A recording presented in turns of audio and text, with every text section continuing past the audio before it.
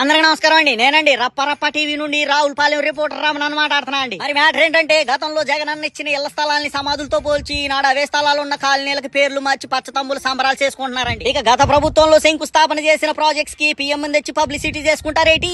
ఇది అట్టా ఉందంటే పక్కింటోడి పుట్టిన బిడ్డకి బారసాల బాబోర్ చేసినట్టుందండి. ఇక భారీ బడ్జెట్ సినిమాలకి టికెట్ రేట్స్ పెంచేసి రాష్ట్రానికి ఆదాయాన్ని తేవాలన్న ఆలోచన కలిగిన మేధావులకి సంవత్సరం అంతా కష్టపడి పండించిన ధాన్యానికి గిట్టుబాటు ధరలు కల్పించి రైతన్నలకు అండగా నిలవాలన్న ఆలోచన లేకపోయాయి. మరానాడు సర్కారు బడిలో పేదోడు బిడ్డలు ఇంగ్లీష్ మాట్లాడితే హేళన చేసిన పచ్చ మీడియాలు ఈనాడు నారావారి వారసుడు ప్రతి మీద పెద్ద పెద్ద డిబేట్లు ఎట్టి మోసేస్తున్నారండి. ఇక్కడ వింతేటంటే పార్టీకి మధ్య వివక్ష చూపే మీడియా ఛానల్ ఉండడం కామనేనండి. పిల్లలకున్న ప్రతిభకు కూడా వివక్ష చూపే మీడియా ఛానల్ ఉండడం మన ఆంధ్ర చేసుకున్న అదృష్టం అండి. మరి ఆనాడు మైకులు పెట్టుకుని మీటింగ్లు ఎట్టి అధికారం కోసం ఆంధ్రాలో అభివృద్ధి జరగలేదని అబద్దాలు చెప్పిన నోటితోనే ఈనాడు గత ప్రభుత్వంలో జరిగిన అభివృద్ధిని మీడియా ముఖంగా అభినందిస్తున్నారండి.